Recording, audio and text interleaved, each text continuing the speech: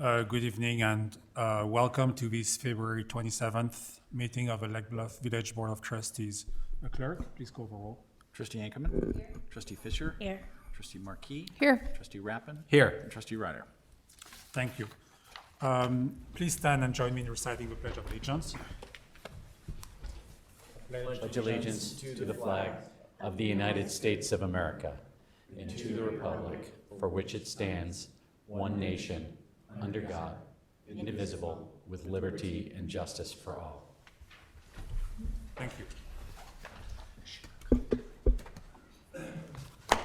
Next item are item 3, the consideration of the minutes of the February 13, 2023 regular village board meeting. Is there a motion to approve the minutes? So moved. Thank you. A second. Yeah. Are there any changes to these minutes? No. Clerk, please call. This is a voice vote. Voice vote. All in favor? Aye. Anyone opposed? The motion carries. Thank you very much. It's a voice vote. Next is our non-agenda items and visitors. The village president and the board of trustees allocate 15 minutes during this item for those individuals who would like the opportunity to address the village board of trustees on any matter not listed on the agenda. Each person addressing the village board of trustees is asked to limit their comments to a maximum of 5 minutes.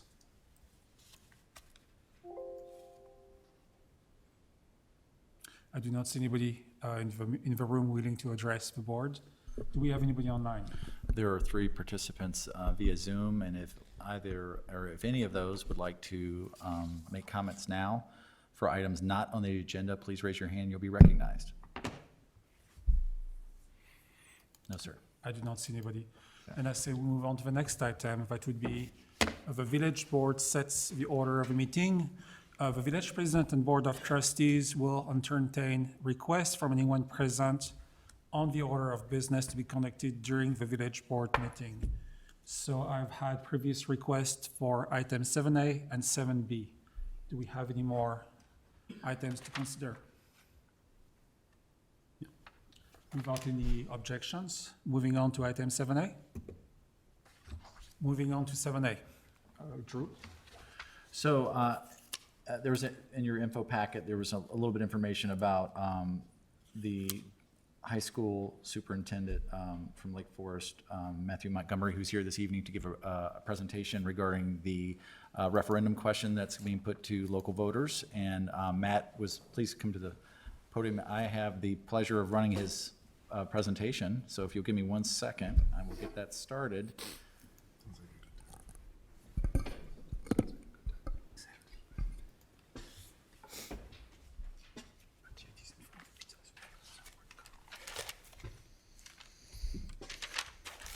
If you go to the slideshow in the upper, it actually says slide, yeah, there you go. Now you just have to go to the beginning.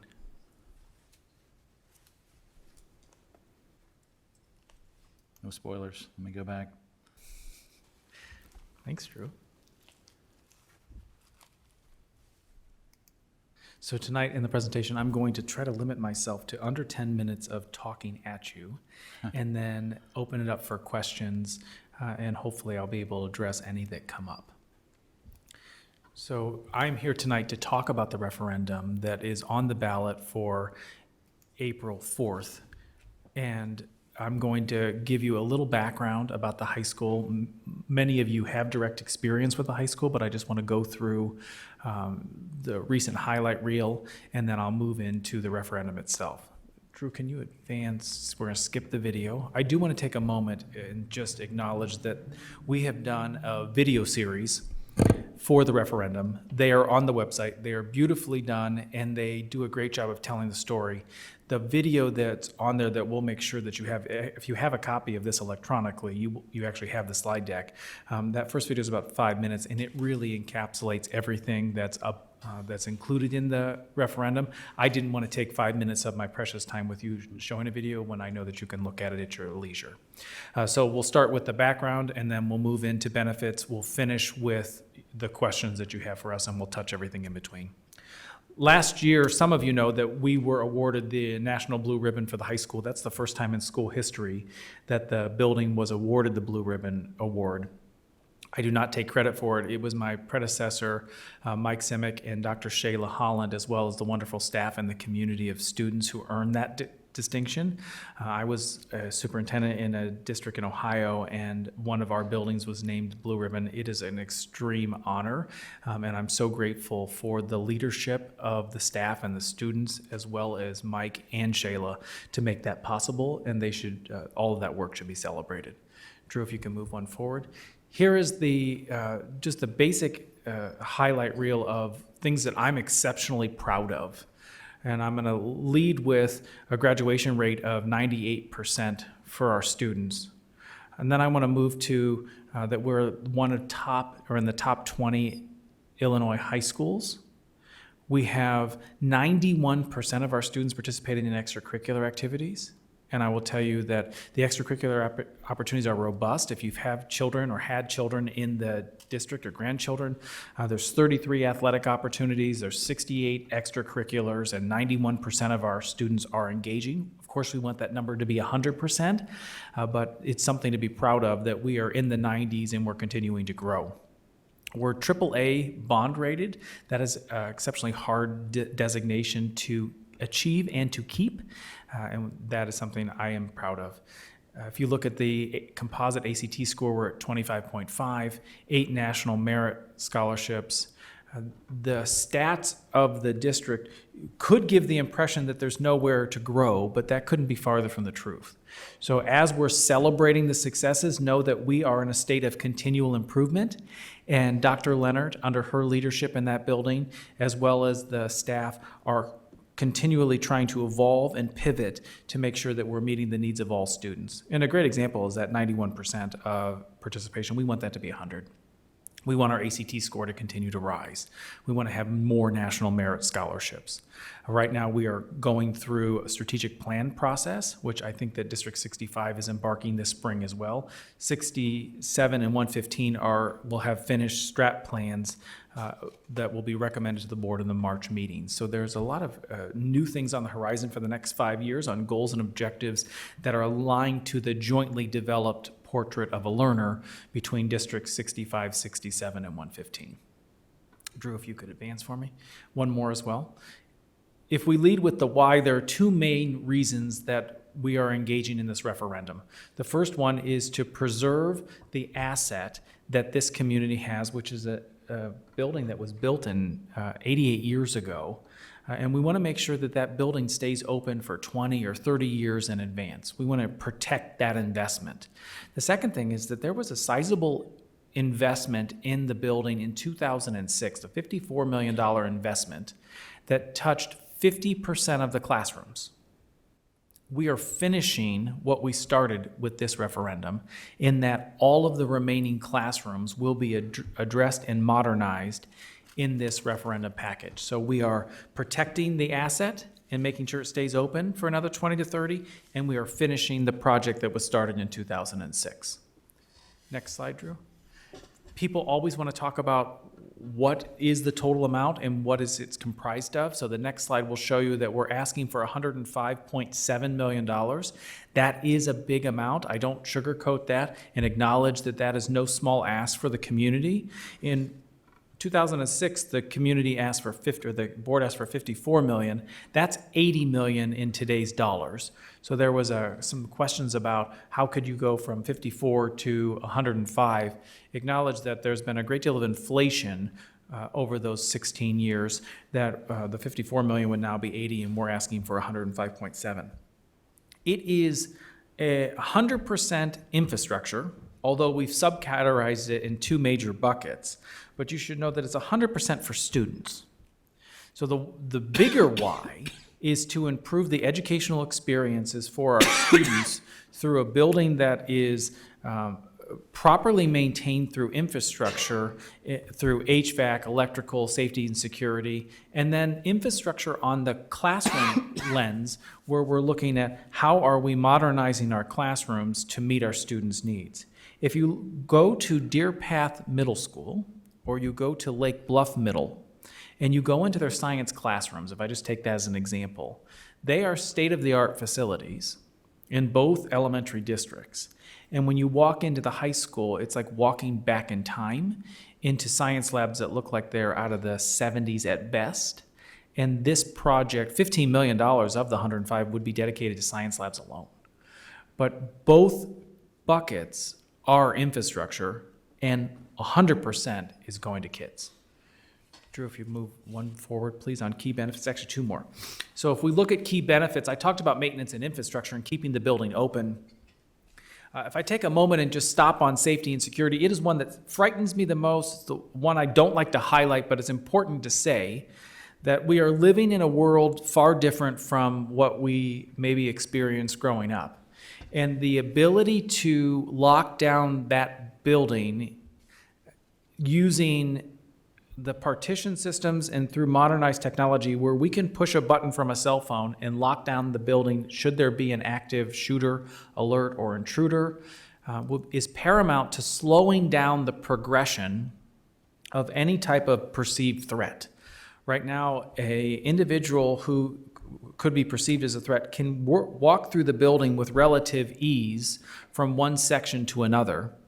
And this referendum will allow us to not only go into lockdown with a push of a button, but also then partition off the building into different subsets, which is important because an active threat scenario in a school setting lasts approximately 6 minutes on a national average. So any minute or seconds that we can slow down a threat increases the amount of lives that could be saved.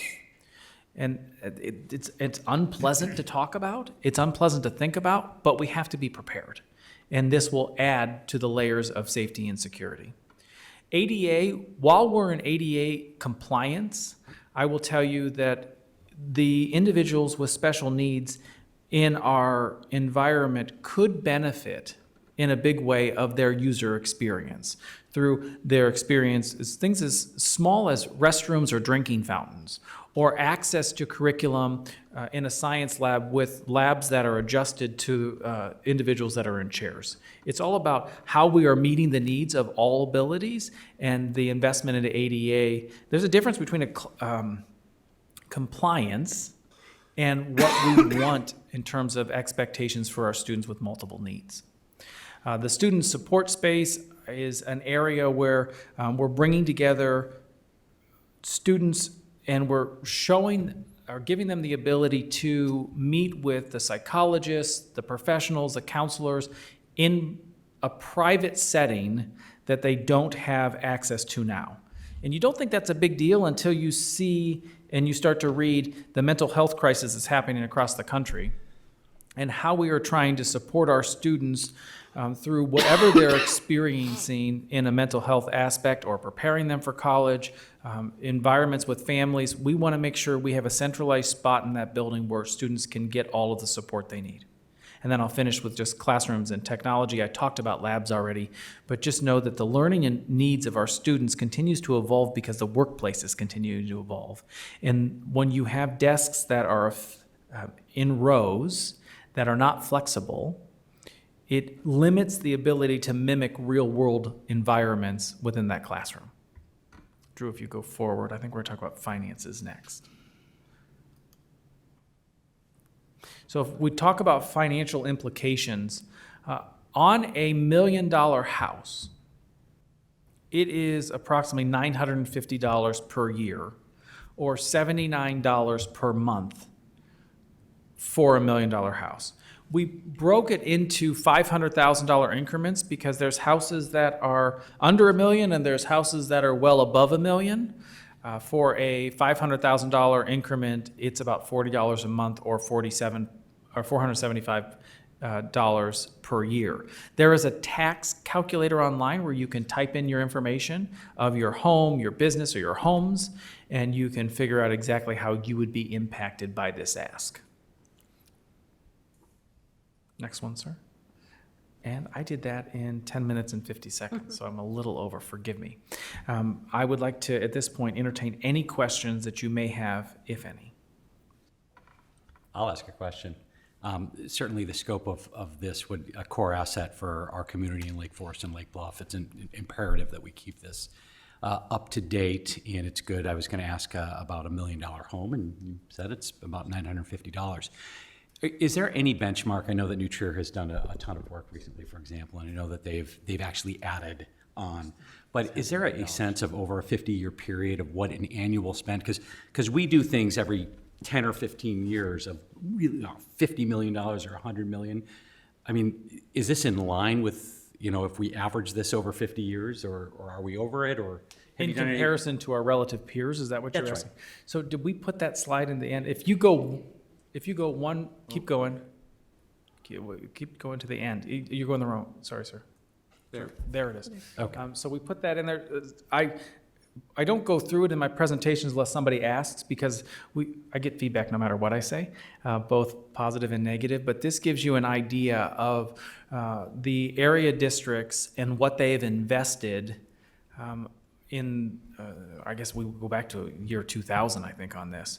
But you can see New Trier had $89 million since 2014. In reality, they've had approximately $200 million because they have a debt service extension borrow capacity for a funding mechanism that we don't have in 115. So you can see Maine 2018 did 195. The Deerfield 112, is that on there right now? Because they just passed something. It is. North Shore 112 passed something this past year at 114. You can see what Winnetka's done. So that is on a relative 23-year look back of what people are spending. Remember, we spent $54 million in 2006. Sorry. Go ahead. If that's assuming that that would pass voters, when would the work start in the high school? Great question. So there will be a year of design, and then work will begin immediately following. So full year of design, so April to April. So April of 23 to April 24 would be design, and then we'd start the summer of 24. I will tell you that we did a short-term borrow of $15 million to do $5 million per summer. Last summer, we did $5 million. This summer, we're doing $5 million. Next summer, we're doing $5 million. We did that out of our own operating expenses to buy us time for critical need issues. So based on, we're hoping that the referendum's going to pass in April, but we're not losing time on those high need areas. They'll be addressed this summer and next while the design process is happening. Thank you. You bet. Sure, so I just said, I had a couple comments and then a question at the end. One, the idea of updating the labs is amazing, and I think that's so needed. So I'm excited to hear about that. The counselors, the opening up the student services areas, I think is also something that's long overdue. I think, I just know from when my daughter was at the school, when you walked into those counselor areas, and you had to walk in, there was like a desk. It was very intimidating for a young person. So to open that up and have the kids have more access to their counselors, I think is great. And I think the idea of that is fantastic. Just to add on to that, right now they have to go in multiple different spots within the high school, and the spaces in which they're going to is not welcoming environment. So the idea of bringing them all together in one hub, I think will really add to the experience of our students and our parents. I agree, absolutely. The last thing I wanted to mention was about the ADA compliance. I know when we think about that, you talk about wheelchairs and what have you, but this past fall, my son had knee surgery and was on crutches for like 2 months. And moving around that high school on crutches was easy. extremely difficult. So I think it speaks to a broader population at the school of who would be utilizing those ramps and moving around if we became more ADA accessible.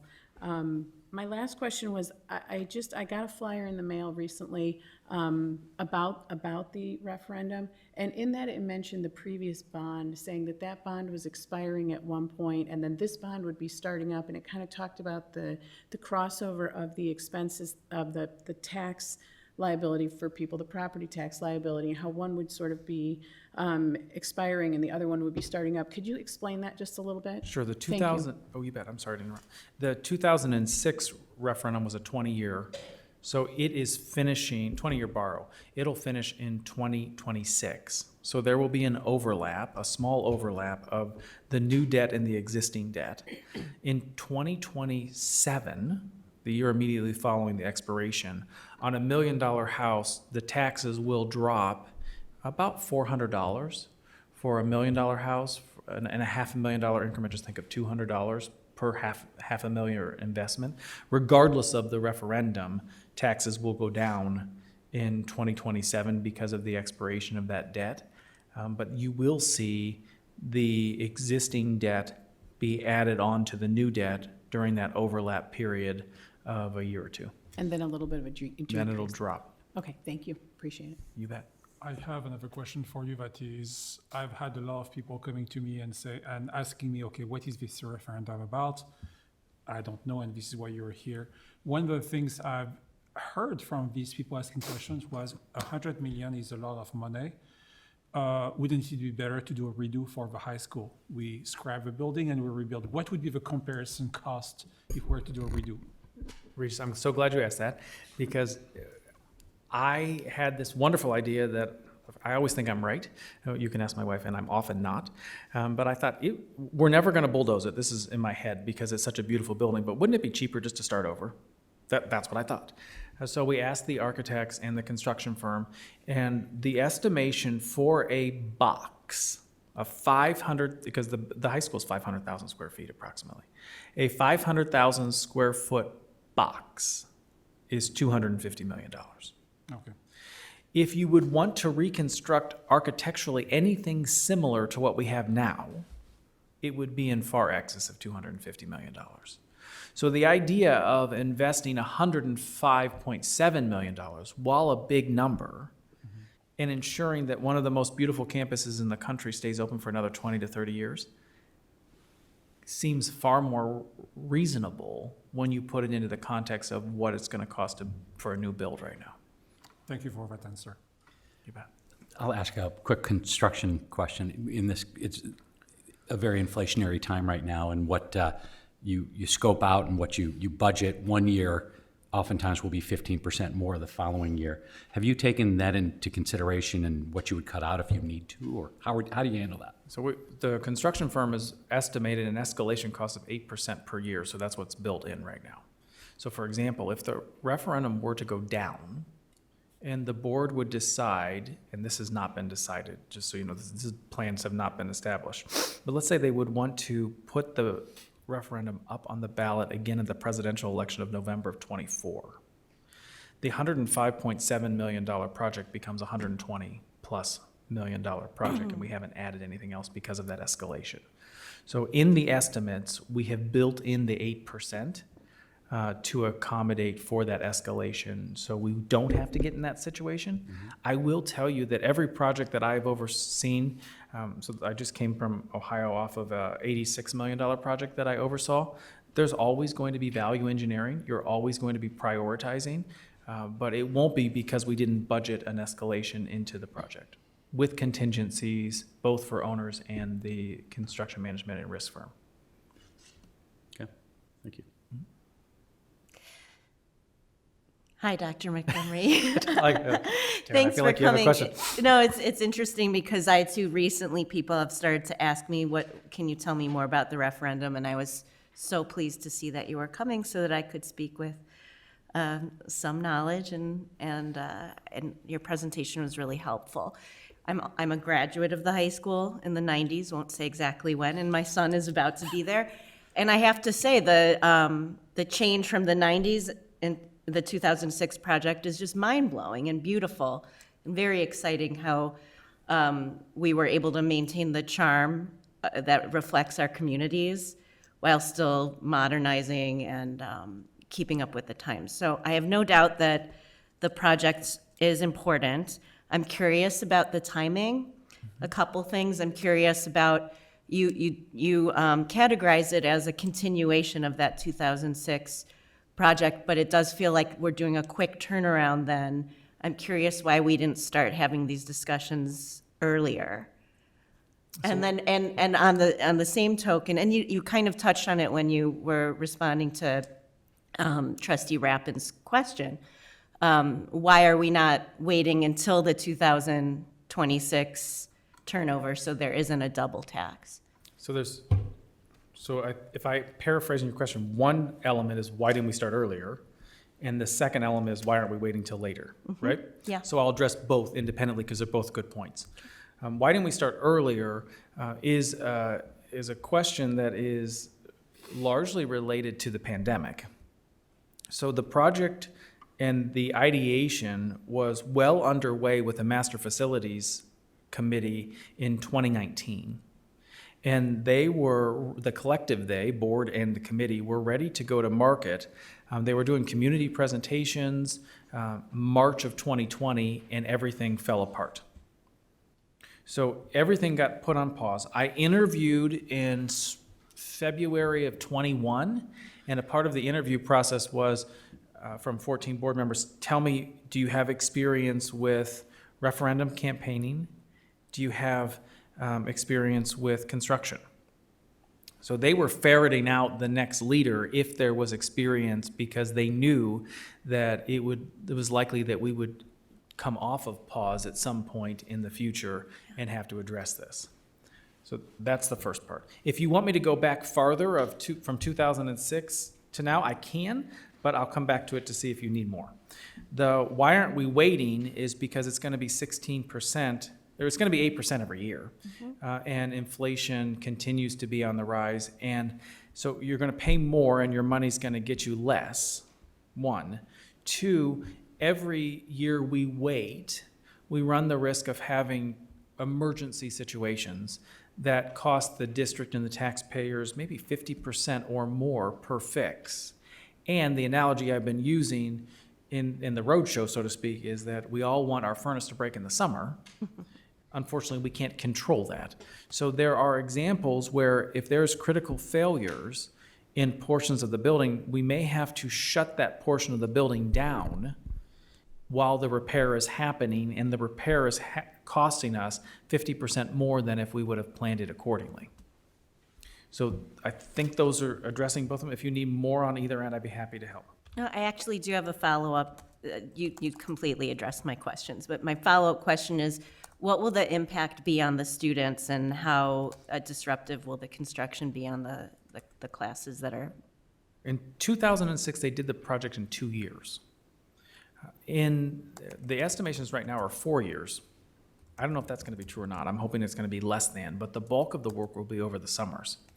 And we will minimize the impact to the students to the greatest ability possible, even if we have to extend the summer breaks, which you have to get creative on that because the days have to come from somewhere. So people think we're extending the summer breaks, we're going to have a long summer. Well, that may be at the expense of a shorter winter break. So you still have to have X amount of days, but it could be extending the summers. It could be carefully planning out wings at different times to minimize the impact. But the estimations are 4 years worth of construction. I'm hoping we can get that to 3. I don't think we're going to get it down to 2. And I'm going to speak for myself, and I can always be overruled because I serve at the pleasure of the board or the boards. I have no interest in putting trailers on the property. 1, we don't have the space, and 2, we're not using the front lawn unless 4 people tell me that we have to. And my experience with trailers is you're spending millions of dollars of taxpayer dollars to put up these horrible looking devices that you never recoup your money for to try to expedite a construction timeline. Thank you. You bet. I have one. Barbara, did you have a question? I did have Go ahead. one question. Yeah. What is Plan B should the referendum fail? That's my least favorite question to answer, You're welcome. but it's an important one. So the candid response is we don't know yet.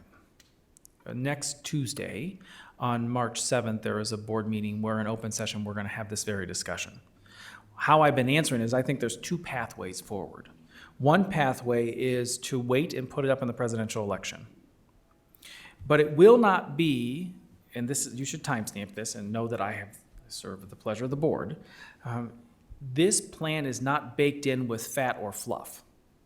This is not there's no nice to haves here. In fact, the plan went from 160 million to 140 million to now 105.7 because we kept cutting out any fluff. So if we were to put it up again in 2024, it would be a 120 million plus project, and we will have not, the list would be the same, absent anything that we had an emergency fix over the next 2 years. That's option one. A second option is, if it went down in a big way, I think the voters are telling us that they have no interest in supporting a referendum, and we should look within on how we would fund. And Drew, can you go back to the pie chart for a second? And this is where my head is right now, and no, it can change a whole bunch. Yeah, back, you got it. Where I think we would go is the 52% on the right side of the pie chart, we would take out of general fund. And we would do that over an elongated period. In my head, it's 10 years or more at an escalation. So you've got an 80% escalation cost over the 10 years, give or take based on what inflation is doing. And you would pull it out of programs and supports and offerings that we would have for kids. So that option would impact kids in a big way. So 80% of our budget is dedicated to staff that are providing robust programming, supports, all those extracurricular offerings. If you wanted to take 50 to $75 million out of that budget over 10 years, you would have to reduce your programs and your course offerings, which means you're reducing staff to be able to pay for that budgetary investment year over year. That is my least favorite option, but it could be a reality if the community says in a big way that we have no interest in supporting this. Thank you. And that's not meant to be a threat. That's why I don't like to ask, because some districts, and I'll be quiet at some point, Drew, I'm sorry. Some districts across the country use the what if it fails threat scenario to try to hold votes hostage. And I've never believed in that philosophy. I think you educate the populace. This is a sophisticated tax base. If we have to make the decision, or if the community makes the decision that they're not going to support it, we're going to look at options. Those are two of them. I'm so happy that the graph is back up, or the pie chart, because that was one of my questions. Will the projects be prioritized in some way, or will you be working on things all concurrently? Like, is our classrooms and Like a yes science and. labs, have you guys listed out? So we have not programmed the actual order yet, but I would say yes and, because there will be priorities, but it will be simultaneously addressing as many different areas at the same time as possible in a given time frame. So if we see that HVAC becomes a priority, we're going to put that higher based on lifespan. Some of our, like, let me go to electrical panels. Some of our electrical panels are 30 plus years old. That may hit a higher pecking order on priority, maybe that's year one, than year 3 of the project. I will tell you, educationally, the thing that would transform the classrooms the most would be flexible furniture. So the sooner we can order flexible furniture for the classrooms, the more transformational educational experience we'll be able to offer our kids. So that would give you a high yield on just feel of the classrooms. But are we going to prioritize that over an electrical panel? Well, I can't have school if there's no electricity, right? So I think it's kind of just jockeying back and forth, but trying to get the highest yield things first. Thanks. And I know that was like talking out of both sides of my mouth, but I really think it's going to be a yes and. Yeah, no, I understand. Yeah, thanks. Thank you, Matt. Any more questions of the board? No. Matt? There's questions from the public. Yes. Are there any questions in the room for Matt, please? Do we have any questions online also for? And for the handful of folks participating through Zoom, if you have questions for Superintendent Montgomery, now's a great time to raise your hand. You can be recognized and ask him a question.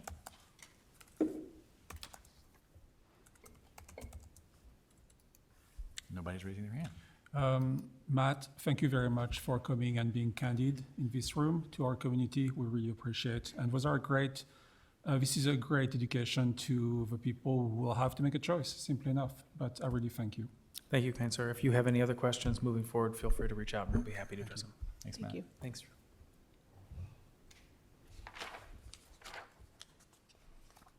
Drew, just as a matter of housekeeping, did we get the slide deck? You will, you did Okay, not, Great, but you will. thank you. Thank you.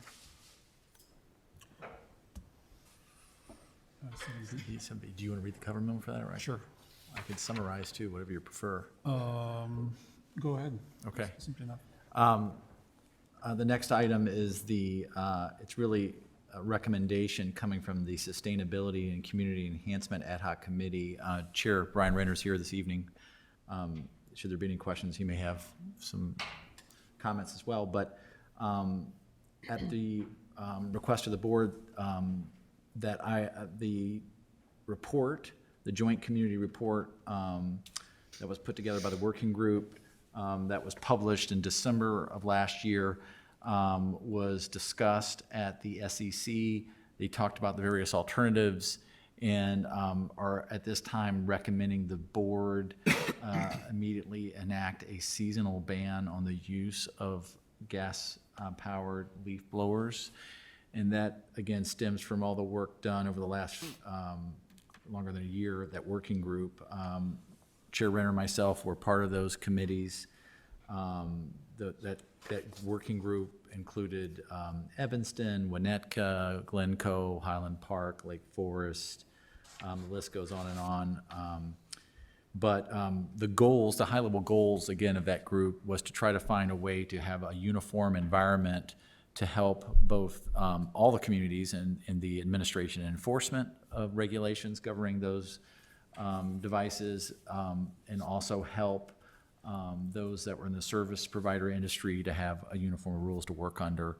I did check in with a number of communities today every community in the working group, and I said, hey, this is where Lake Bluff is at. They're at the point of entertaining a recommendation tonight and could actually have first reading approval of a draft ordinance would enact a seasonal ban.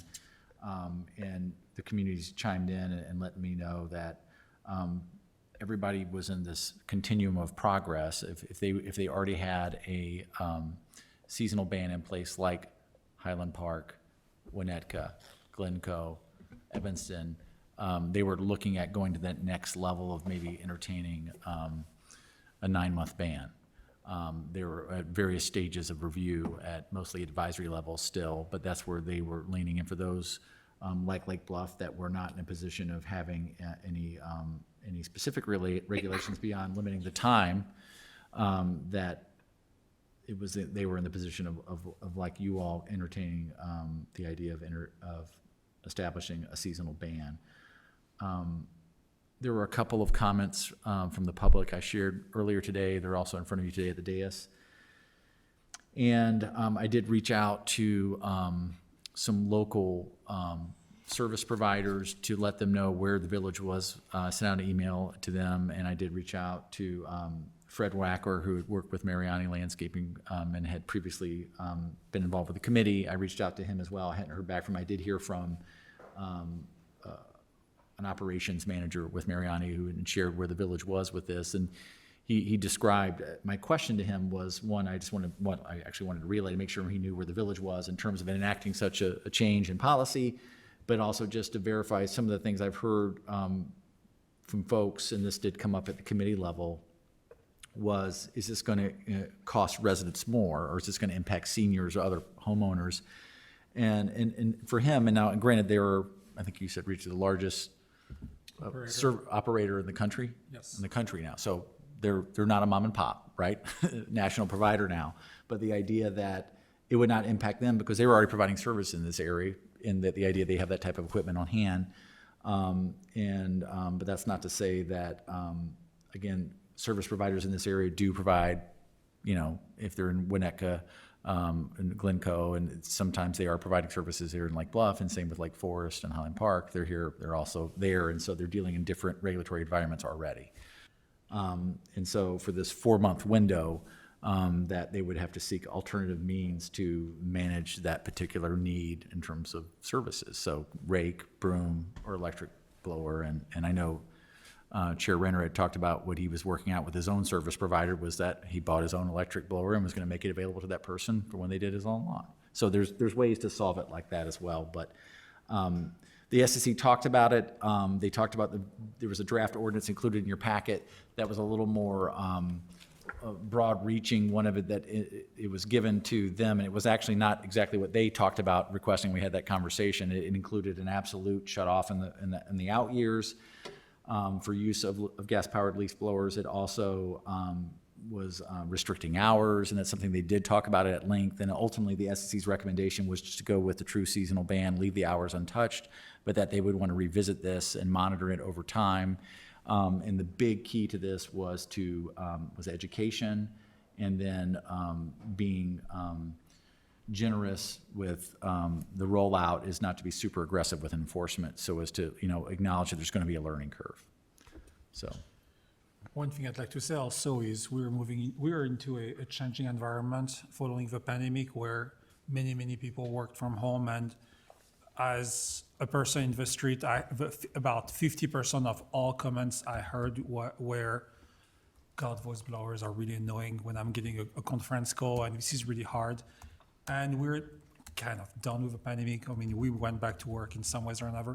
Guess what? 30% of people are still working home. So we're in a world that has changed. And so this concern is still valid and probably will not change. So the concern of noise pollution is important to our community.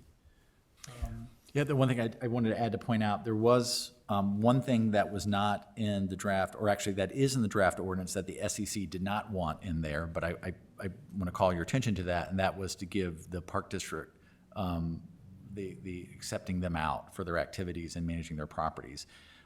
As I said, I made this, I communicated to the Park District, I communicated to the SEC that the Park District's goals was they were a willing and wanting partner to move in this change in technology and get transfer over to battery-operated equipment for their maintenance activities outside of the golf course. Let me be clear about that. The idea of the golf course is a much bigger area and they have a different service provider for that. But for their own facilities, that they wanted to do that, but they wanted a longer period of time, 3 to 5 years to get there. And that conversation was had at the SEC. The SEC had trouble accepting them out. It's difficult to say, well, Mr. and Mrs. Jones, you need to do it, but the Park District gets, a pass. So there was a lot of conversation about that. I put this ordinance to you again with the goal from a administration perspective and enforcement effort. At least for now, you can always come back and change that, and that's one of the things the SEC talked about too, was revisiting this again and again over time and see how it works and how we can implement this. But the idea of keeping the exception in there gives them an opportunity to make that transition over time.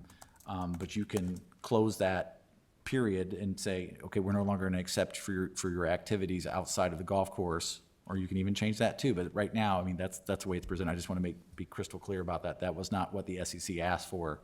I don't know if you have any comments on that, Chair Renner, but you probably should talk from there. And then I know Nikki Walsh is a board member from the Park District. She's here this evening too.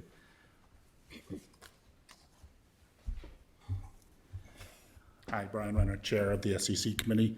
So yeah, there was a lot of talk, as Drew mentioned, with regards to the schools and the park districts. I will point out that the village went all electric on their leaf blowers, so this is not an issue generally affecting the village, right? Well, that's true for the village, we have outsourced the landscape management for Village Hall, the public safety building, and the train station, and we did ask we did that as a bid alternate to do it by electric means. That's only for blowers, that's not mowers. Right, Yeah, understood. but that's for the blowers part. And the price increase was so minimal, it was nothing. So we just said, let's just do that. And, but the village public works, for when we're doing emergency tree removal, or we're doing pothole filling, we are using leaf blowers in the field for that purpose, and look to continue to do that for the emergent work, and that we don't want street workers in the street any longer than they need to be. And, the momentary for the emergency removals. Yeah, and we did exempt emergency if there's a storm, if there's other issues, with regards to residents or the park district. But the weekly, Right. landscape work, yes, we're accomplishing that through battery means. Yeah, there was a discussion about the 2-year versus 3-year, and again, both the people that were in the audience and the majority of the committee members felt that, if residents were moving forward with this, the other districts should move forward with it as well. Remember, it's not a 9-month ban, it's a 4-month ban. You can still do the fall and spring. And then in terms of, we talked about, like on the Park District, the boundaries of where you would be using, say, electric. The pool, the other areas, that's not a huge investment in those areas to go electric right away. And also, even though we're looking to recommending to you that you implement it right away, there is this kind of 2-year process where it's on the books, but the enforcement ramps up, because just historically, the village doesn't tell you, oh, it's passed, and the next day start hanging out tickets, There's got to be an education process. The other thing that we had a long debate on, Drew, was the original working members of different cities really didn't touch on individual residents. And that is something the SEC and Drew and I talked about, in that we don't really know how many individual residents have a backpack gas mower. Most, I know, have small electric ones for their own use. But this will apply to residents as well as commercial suppliers. The other thing to know is that we looked at not only just the noise, but the pollution and the carbon. That was a big debate among the committee. Originally, it was all about the noise, and I said, no, it's about the carbon and the pollution and not using fuel sources. So the electric blowers still have a noise, but it's a noise that doesn't really pass through walls, is what the analysis is telling you. It's more of a high-pitched whine rather than that rumbling, that low frequency that'll pass through walls into the house. So we anticipate there could be some concerns with people saying, oh, there's leaf blowers. Well, those are electric, not gas, that are running during the 4 months. So there's a learning process here among the community altogether. I think those are the major areas that we had a lot of discussion on. Thank you. Thank you, Brian. We also had conversation with, I received communication from Jennifer Bitter, the head of the park board, where Jennifer was worried about the financial consequence to the taxpayers for the park district. What is the cost of acquisitions, and it would be a burden that would be unfair for the park district. And my answer to Jennifer was, no, as part of this proposed draft regulation is an exception to for large space. And so Jennifer said that Nikki would be part of this meeting tonight, even though you guys have a meeting as well tonight. Do you want to say a few words? Yeah, sure. Thank you. So basically, our concerns are financial. We have, while we're, stewards of the, of the environment, we also want to be, responsible stewards of our finances as well. And so our concerns are the upfront cost. So we have currently 5 leaf blowers that operate on gas. We would need at least as many as 5.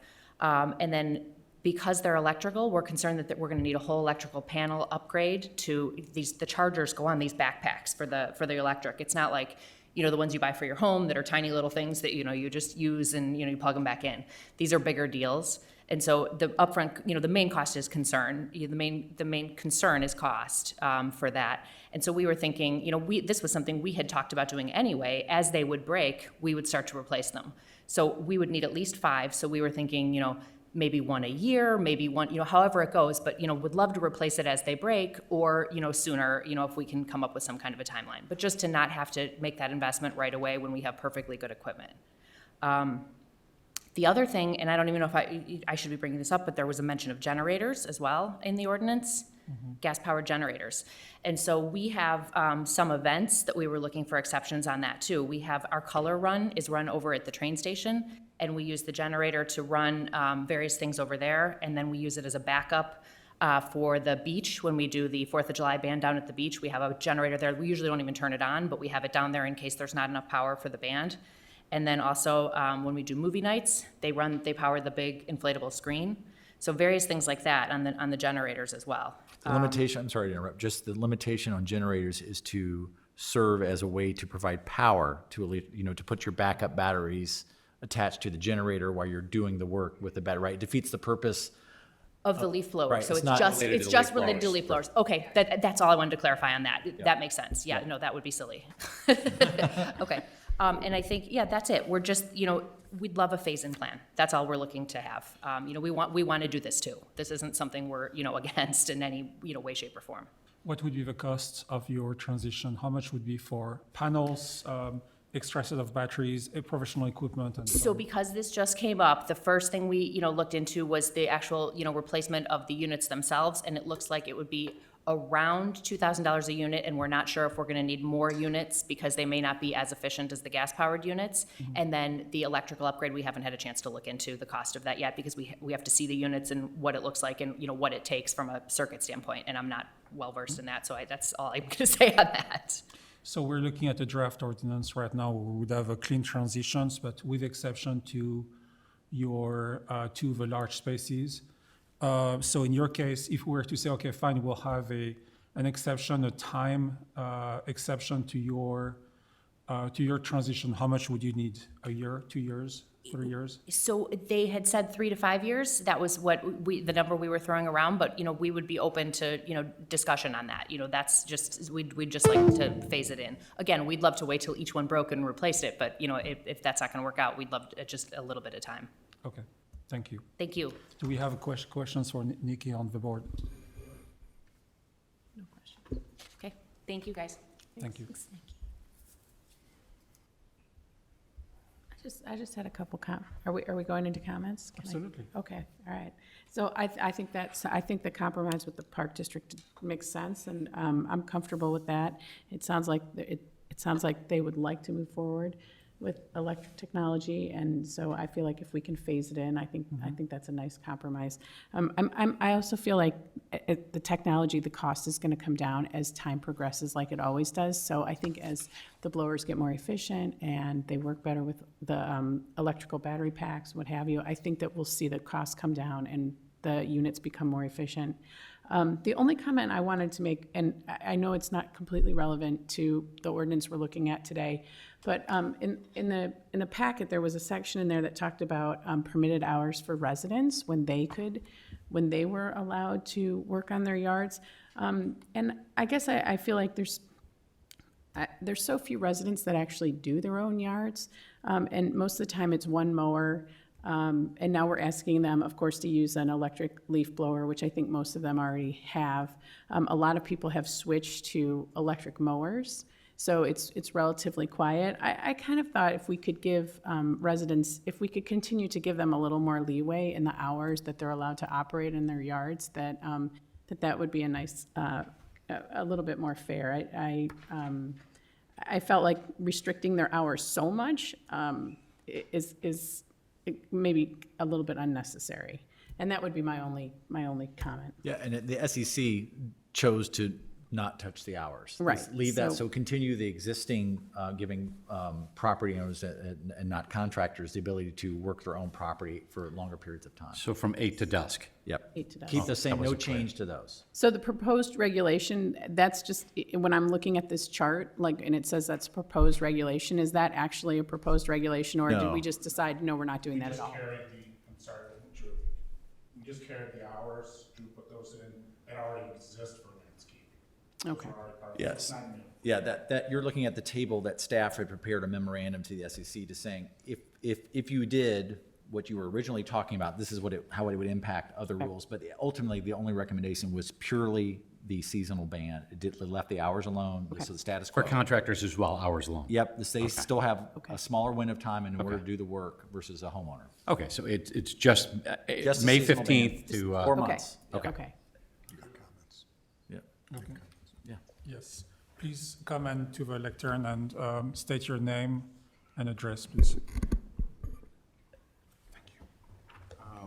Yeah, my name's Lee Sacknoff. I'm at 629 Mountain Road. And first, thanks to the board, also thanks to the SEC for the responsiveness and also the sense of urgency. I think, to your point, a lot of people are up in arms. As a matter of fact, it was unanimous at the SEC meeting and last board meeting. It seems to be completely unanimous that we want to move forward as quickly as possible. So that said, I'm looking, and I don't know the process here, I'm looking at the draft ordinance, the SEC draft ordinance that had the hours of 9 to 5, Monday through Friday, Saturday 9 to 4, and Sunday 12 to 4. And I think this was actually brought up by the SEC in the last meeting, and there was a lot of applause about this because we relish the Saturdays and Sundays in the quiet of Lake Bluff. You talk about this oral tranquility, which is pretty precious. So how did that happen? How did that go away? I'm not sure how the hours.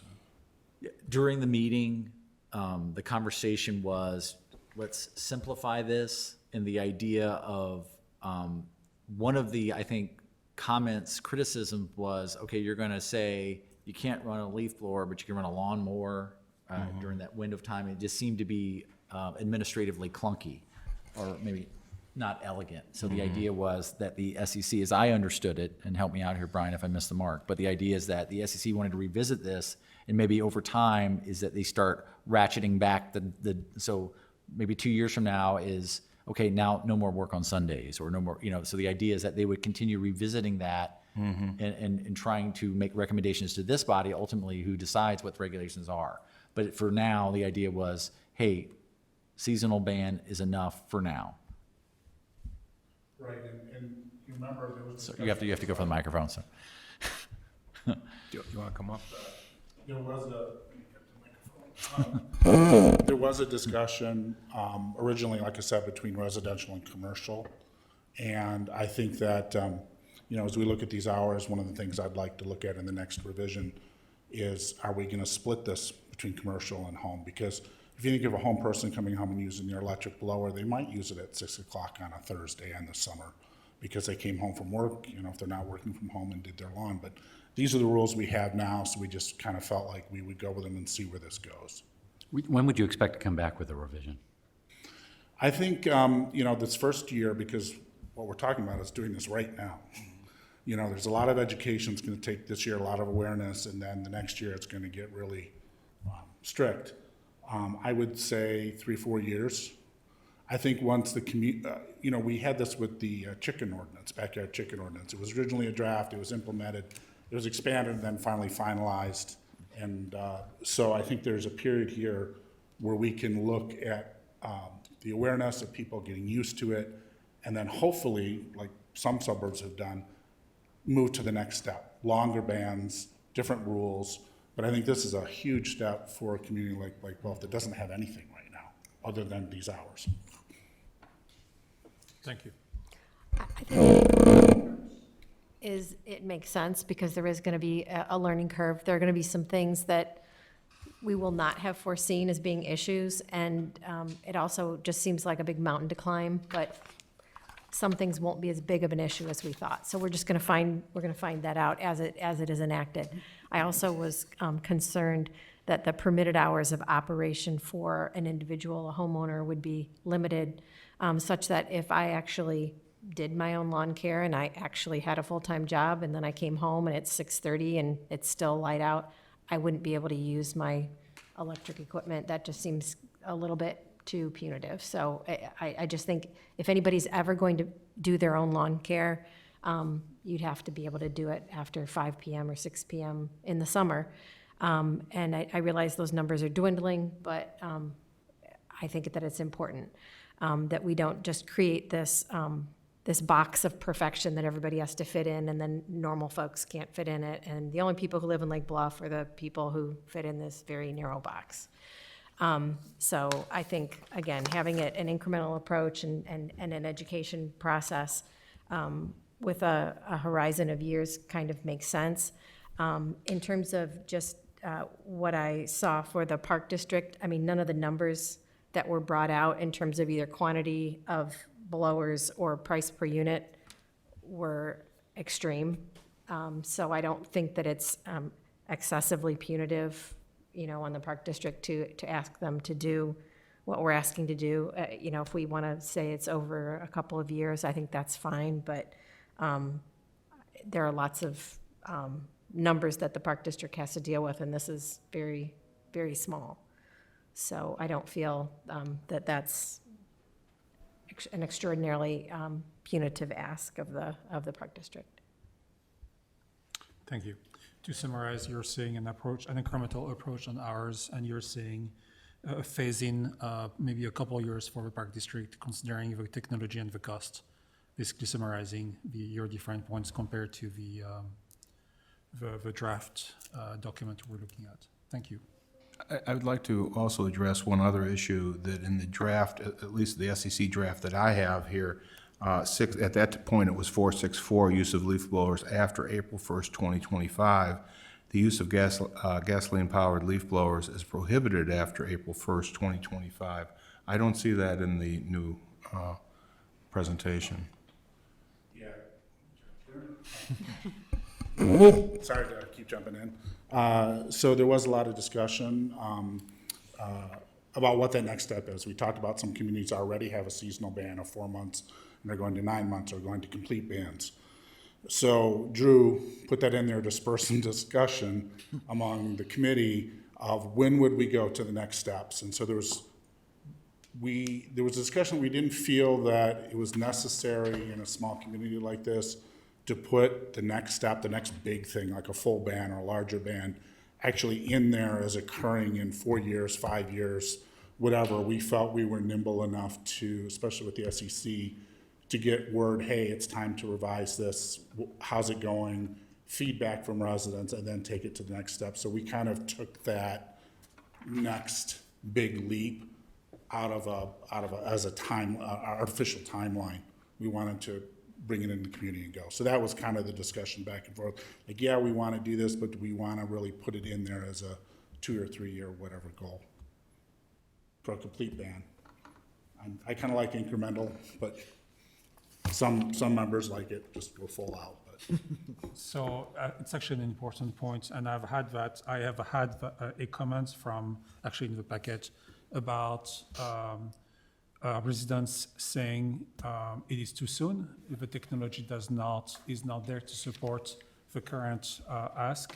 So maybe the point is, a task item for you would be a complete ban, maybe, but considering the technology. Where are we with technology in the next 3 years? And is a complete ban warranted at that time? And that might be the right approach.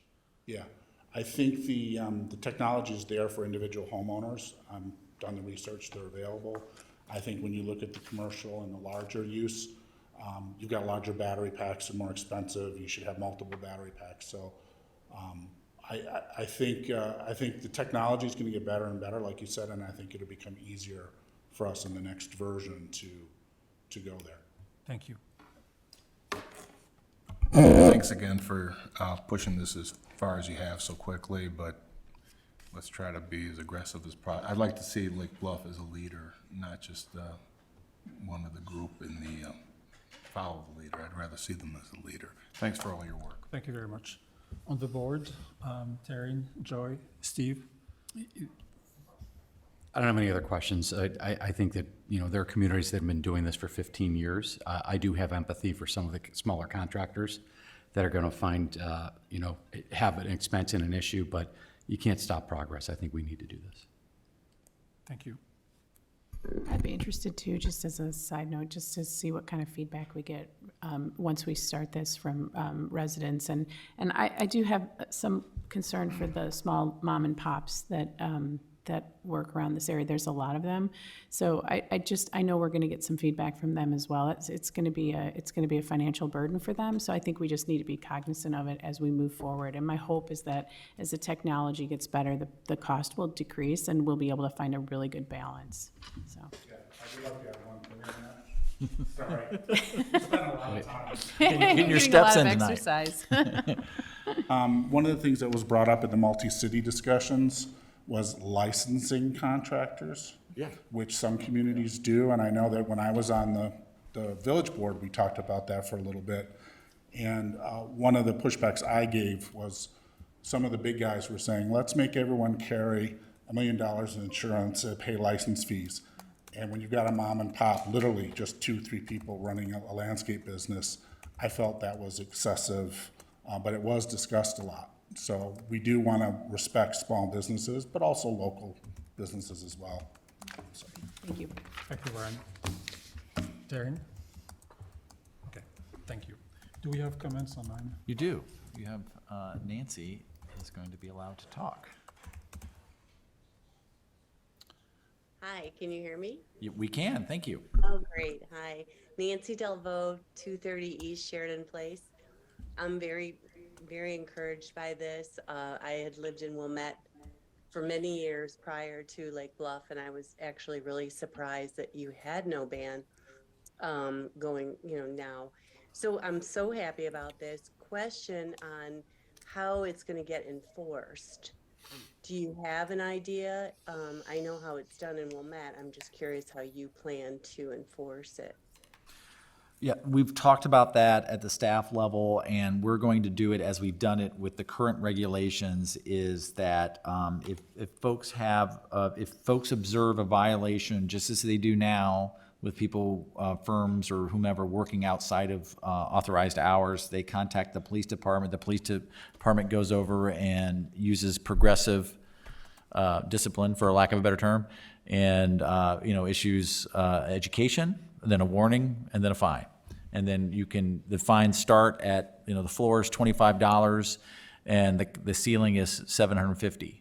And so the idea of going up through that progression, most of the time, I know when Police Chief Matt Smazinski was sworn into office, kind of gave a clean slate and said, okay, we're starting, if I hear about you violating the rules, you're gonna get a wag of the finger one time, and then the second time you're gonna get a citation. And I don't think you've had to write anybody yet. It's been education only so far. So we're optimistic that that will occur, especially since the village, as Mr. Sacknow pointed out, we're moving in the progress of neighboring communities that already have such a ban. Now, granted, part of the conversation was it's very difficult to enforce these bans, and that was the uniformity may help that, in that more communities are migrating in this area. I know Lake Forest is still studying the issue. It would be helpful if our sister city to the south joined us in this.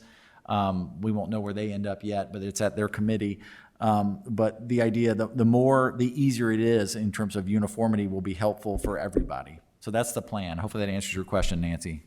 Well, yeah, I mean, I guess because there's so many different landscapers. I mean, it's just at 4 o'clock in the afternoon, if you are on 176, you can just see them all lined up, like with no names on them, some of them. And I'm just wondering how they'll get informed of it. Is it? Yeah. So. May I answer that? Yes, please. So when the village changed its regulations years ago, the last time we did that, we used all the village's communication channels, whether that be the newsletter, e-news and so forth. But we gave the police officers, who are very often, the ears and eyes on the streets, when they saw firms, we created these hang tags like are recommended, and that got part of the packet. I don't know if you saw the informational packet from the working group, but we issued those to anybody. The cops were instructed to hand those out to whoever they saw on the street performing services, and it showed them, hey, here's the official rules. It's a hanging on your mirror, so that way you're in town, you know what our rules are. And that worked very well when we did the transition the last time. And so we would look to employ something very similar. We do not license landscapers right now. But that we could get the list of landscape. There's a lot of communities around us that do. We can use that to do part of a communication piece, mailing out to them, these are the new regulations in the community. If you're doing work here, please be advised. So we can take advantage of some of those other agencies who do license them. That was a conversation at the SEC level. They did, like the board was saying, not now, not yet. But those would be some of the means by which we'll use to educate folks, Nancy. Okay, great. And you might want to have a flyer, if it is done in a flyer form, or however, something for the van that they're driving. You might want to have it in Spanish as well. So that's what Wilmette had. We did the same. Yeah, one side was English, the other side was Spanish. Okay, great. Wonderful. Thank you. Yay. Thank you very much. Do we have any more comments in the room or on the board? So I see we have consensus on the board going forward with this draft ordinance with an exception for large space type golf course or schoolyard or basketball court or that type of court. And that exception could be, and I've heard 2 years, I've heard 1 year, I've heard 3 years. And so the motion could be, and I would seriously entertain any of these motions, with exception for 24 months, 36 months, and so on.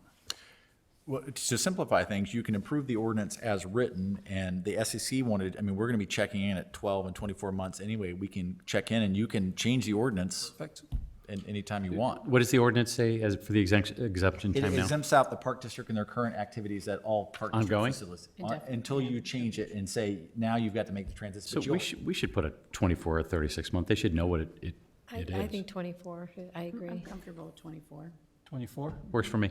So a motion with a 24 months phase out to the exception would be our motion. So moved. Second.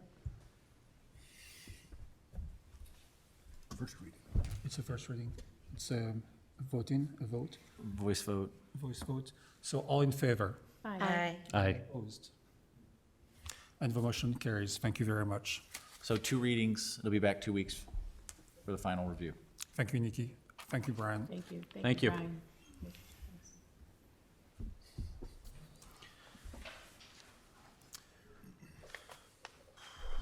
And we're going to resume our agenda next. And the next item would be item 6A, that is the village finance report.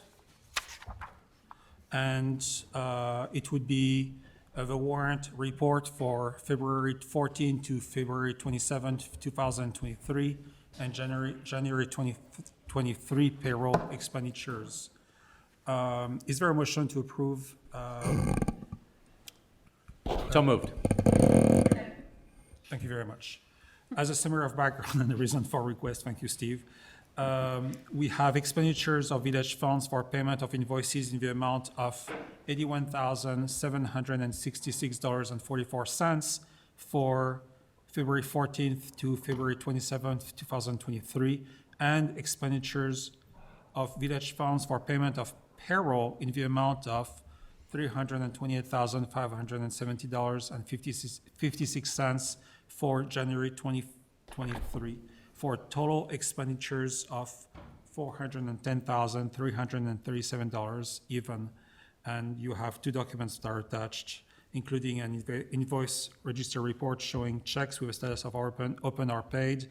All checks with a status of open are computer-generated checks for the board's final approval. Checks of a status of paid are checks processed manually. Questions on the board to Bettina? No. No. It is a Roll call. roll call. Clerk, please call the roll. Trustee Ankerman. Aye. Trustee Fisher. Aye. Trustee Marquis. Aye. Trustee Rappin. Aye. Thank you very much. Next is our January 2023 financial report and following customs. Bettina, do you have points for us? Sure. Noteworthy items found in this monthly's report include the monthly sales tax revenue on a cash basis for January fiscal year '23 of $307,733, which is $15,233, or 5.2% greater than the fiscal '22 cash receipts. Building permit revenues for fiscal year '23 to date is $604,360, which is $283,432 greater than the same reporting period for the last fiscal year. And general fund fiscal year '23 total revenues of $10,926,142 are $602,785 greater than the fiscal year '22 year-to-date revenues. Fiscal year '23 current expenditures are consistent with or less than budgeted for the total general fund. The fiscal year-to-date expenditures of $8,901,085 are $56,156 greater than the expenditures for the same period in fiscal year '22.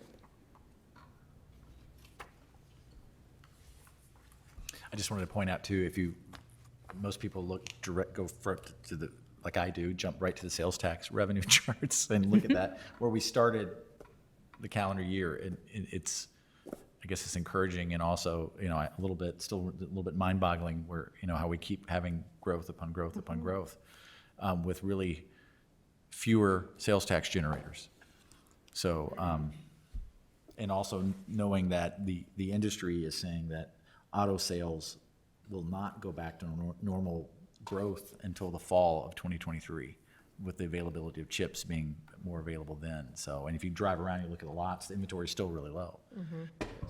So it just noteworthy to me. And I immediately, when I see the chart. Right. Before you I- do all, And I'm I like, can, I wow. can give you a clue that next month's February number will be about 310,000. So in line a little bit more. Thank you. Questions on the board? No. It is a voice vote on this report. All in favor? I missed who had made the motion in a second. Was there, I'll make the motion. thank you. So I'll second it. So it's a motion to accept this report. Yes. Second. You have a second. Thank you. All in favor? Aye. Opposed? Great. Thank you. The motion passes. Thank you very much. Thank you. Next item would be item 7C from your report. One moment. Making track. Trustee Rappin had to leave. I made sure that it's noted 8:19 PM. In my packet, the last item under my report is the Plan Commission and Zoning Board of Appeals has picked up the historic preservation zoning incentives again. If you recall, that they had a series of recommendations that came to you all, and you handed back one dealing with the change in variation standards that was sent up to you all, and there was some heartburn with putting the onus on village staff or the village in general to rebut satisfaction of the variation standards, and that was problematic, and so that was handed back on maybe the way to codify the zoning flexibility, and the PCCBA came back with a different draft model that's in front of you this evening that I think addresses the concerns of not standing and jumping up and down on the scale, but maybe putting your finger on it. And that's what's in front of you tonight. And if you have any concern with that, please let me know, because the PCCBA will start public hearings on this draft. I think it goes to what you guys concerned, just looking for some confirmation. Well, one thing that we talked about earlier was the 10% bonus that was being, I was gonna get to that one next. okay, so, So this is part one. yep, okay, is codifying the zoning flex- flexibility. And I think you and I talked about it earlier, and you were comfortable with this. Yes. You're much more, and hopefully that's true of Yes. everybody. Great. So the part two is the floor area bonuses, and that was when the Historic Preservation Commission talked about it with you all. It was a 20% flat across the board. And the PCCBA said, well, keeping with the village board's concern of, or fear of unintended consequences, maybe we should dial this back. So they're in the universe now of 10%. Trustee Anchorman earlier today brought up the concern about, I don't want to steal your thunder, so you can go and say it. Oh, well, I was just wondering what the starting point would be. So the starting point for that 10% bonus, I would imagine, would be what the theoretical FAR calculation is, because when you looked at the number of homes that were potentially, eligible for this, there were a number of homes that already, as they are built, are in excess. And so I would imagine that it wouldn't be a 10% from that point. It would be a 10% based on what the Max actual. calculated. Right. And so it may be that even if they get a 10%, they're already in excess of it. And so. And that's not the large majority of them. It's Yeah. just a handful. But you wouldn't want a house that has, 1,000 square feet over to get that bonus, because it's, I think that would be an unintended consequence. And so, the PCZBA's concern really, they were like, yeah, 10% and even 20% wouldn't be terrible if it's the right lot, right? The idea if it's in close, maybe that's gonna be much more dramatic on smaller lots and Right. in the R4 district. And so that's why they were going towards a 10%. But to the specific question you raised, they did not get to that level of where do we start this? And do we give it to everybody? Or maybe maybe this results in different categories too. The idea of like, you may get, if you don't qualify because you already exceed, Right. then maybe this is your outcome. But that's a great point, and I'll bring that back to them as part of that conversation. Thank you. Thank you. Thank you. Next would be our village attorney's report. No report tonight. Thank you. Next would be the village president's report. Two things on my report. We had the visit of Congressman Brad Schneider this past week. Again, we stressed the importance and the financial burden of managing stormwater in the village of Lake Bluff, and so me being shameless, asking for money, of course. And so it's hard, it's very hard. What we'll do next is managing the stormwater is actually state infrastructure. So we are now reaching out to State Senator Julie Morrison and State Representative Bob Morgan to basically stress this importance at the state level, and of course reaching out to IDOT. Our goal being, we're looking at a $17.5 million infrastructure. We are raising $10 million through the water utility fee and another $3 million to the county. Thank you to the county for that. We are still short $6 to $7 million. $6 to $7 million. Very specific on that. Not $67 million. And But if they want to give that, sure. I said that today. And so the point is to raise that money so that we can actually build a foundation infrastructure for Lake Bluff for stormwater. The second thing, I would like also to come back for what happened 2 weeks ago on our past village board meeting when we had the chance to congratulate Christian Erzinger, Deb Fisher, and Josh Fox for the Vliet Award for 2023.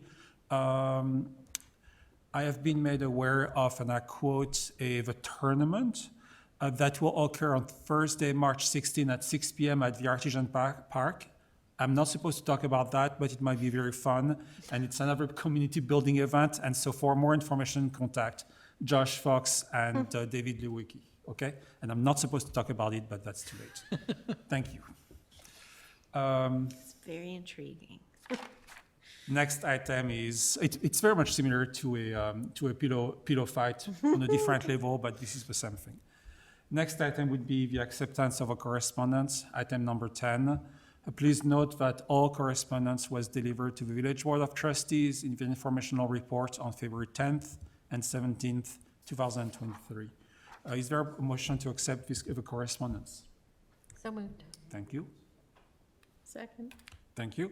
Any questions on the correspondence? It's a voice vote. All in favor? Aye. Anyone opposed?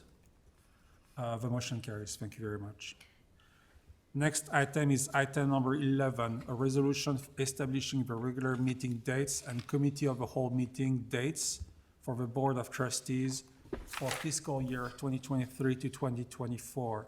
Is there a motion to approve this resolution? Does it matter that we're only 3 trustees now? Nope. Okay, just, Not on this, it doesn't. okay, 4 is the number. yeah. No. Well, But on 3 this- plus Regis. Yeah. No, but on this, it doesn't require. Because it's just a for- There's resolution. a majority of those present to establish, Okay, Thank you, pass Mr. the Attorney. resolution. So can I please have a moved. motion? So moved. Motion and second? second. Thank you.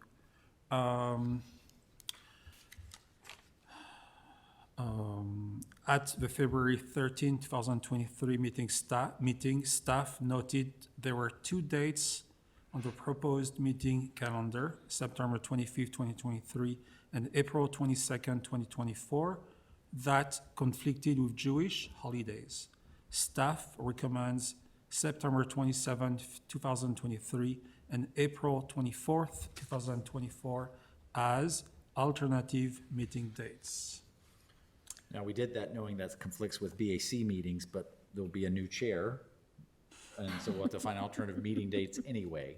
But I did confirm Village Council is available for those dates. And it's the Wednesday of the 4th week. So hopefully that works for everybody. It works for me. It's appreciated. So this is a roll call, correct? Did you get a motion for this? I have a motion and a second, the voice vote, isn't it? Yeah, it's Voice a, vote. it's a voice vote. All in favor?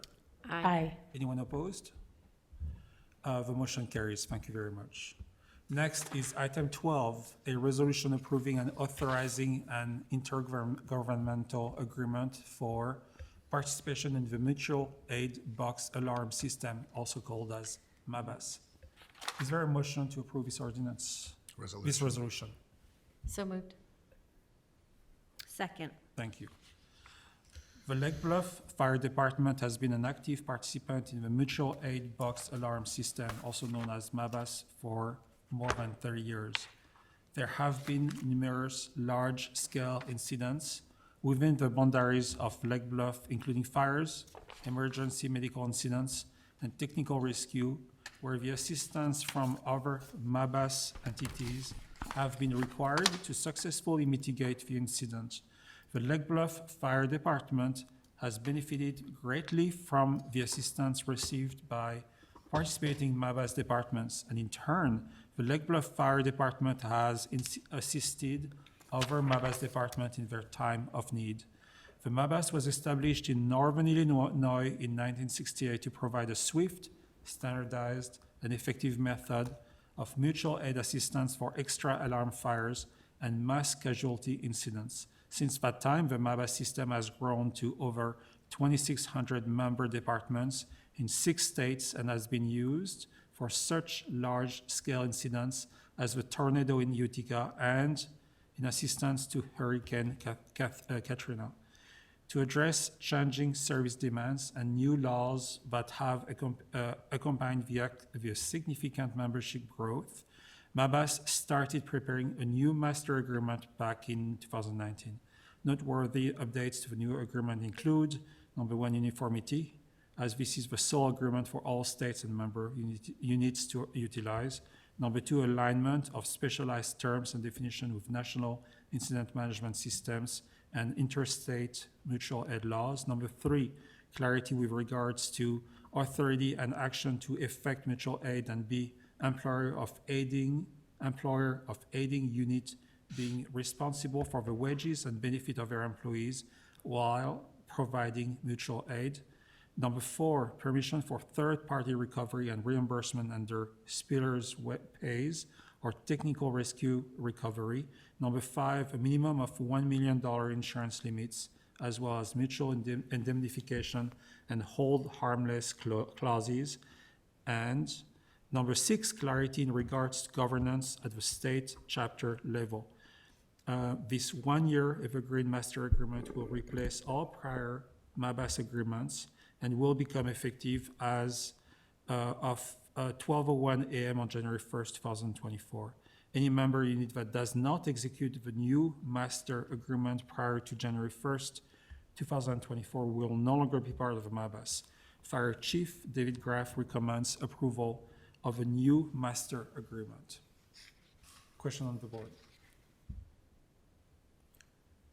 The only question I had for Drew earlier was the cost of us participating in this, which is $7,000 and feels like money really well spent. So, Chief, would you like to say a word if needed? yeah. Chief, the one thing I removed from the cover memo, not the one thing, but one of the things I removed from the cover memo was the cost you had included in there about for the $7,000 is that, the cost for our membership fees to MABAS. But I don't know if, the question is, Chief, is there any other comments you have regarding the agreement? Thank you for considering this. With regard to the annual dues, approximately 20% of what we pay on an annual basis goes to the state organization, or what we call Mother MABAS. The rest of it stays in Lake County. Lake County is MABAS Division 4. The money that stays in Lake County is to purchase, maintain, and operate equipment that we, all members, jointly own, such as specialized sonar equipment, hazardous material. We have various trailers and equipment for the specialized teams and training materials and that type of thing. So that's where your investment is going as far as those expenses. As noted in that, it's pretty descriptive. The MABAS system has often described, even well beyond the Midwest, is perhaps the largest fire department in the United States by the very nature of how the interaction of the membership and so forth. It's incredibly worthwhile for us. I'm not sure how we, quite frankly, would operate without it. Thank you, Dave. And it's much more evolved from terms like public safety. The police departments has similar mutual aid agreements, but it's not as evolved as this one. Public Works, I would say, is in the infancy of theirs, and Jake can attest to that, but, which has been enacted recently with these past storms. So people ask, hey, can we borrow your wood chipper, or, but this is dramatically, and it's been tested periodically. And for some reason, Chief Graff, I thought we've even participated a couple years back where there was ones where it involved equipment from Iowa, and I want to say Canada? Did it cross US lines? I don't recall Canada, but Iowa perhaps, and Yeah. it is one of the provisions that was included in the new agreement and enabled MABUS to respond on a national basis and enabled the federal government to reimburse MABUS for the expenses. Illinois units, if you will, were moved to Florida for a storm. Illinois units were moved to Katrina and that type of thing. And they went down there for an extended period of time using the equipment that MABUS has and so forth. So that's part of what was done with the new agreement. I'm glad we're part of it. It's money well spent. Absolutely. Thank you. Thank you. One of the things we did include there was, just for your general information, in the last page, which showed the MABUS boxcars. The history in that is that copies in the beginning of this how Chicago rolls out multiple levels. But in essence, that's one of 15 cards we have for different types of potential incidents in the village. Everything from, call it a single-family residence, all the way to the specialized rescue teams, the industrial park. We have a card specifically for the water agency buildings and so forth. You might have noticed that that goes to 5 levels. That's when you'll hear on the news, it's a 5-alarm fire and that type of thing and so forth. That card, what you saw there, was used when we had the basement fire, the one about the sprinkles and that type of thing we talked about the other evening. That card was invoked, and that's when Douglas came and said, "Whoa, look, all these trucks from these different towns." You could have read that right across that card. That's what brought those. Thank you. Thank you for your support. Thank you. David, thank you for making us part of this system, and good job on that. Thank you. Roll call vote. It is a roll call vote. Trustee Fisher, Aye. Trustee Marquis, Aye. Trustee Inkerman, And this Aye. one, the village president votes, because spending money, so we need 4 votes. Yes. Mr. President, yes. Got it. Motion carries. Motion carries. Next is number 13, item 13, the trustees' report. Do we have a report tonight? No. Nope. No. I understand the next item is item 14, and we do not have an executive session tonight. Correct. And item 15 is adjournment, and I would welcome a motion at this point. So moved. Second. Thank you. All in favor? Aye. Aye. Anyone opposed? And we're adjourned. Thank you.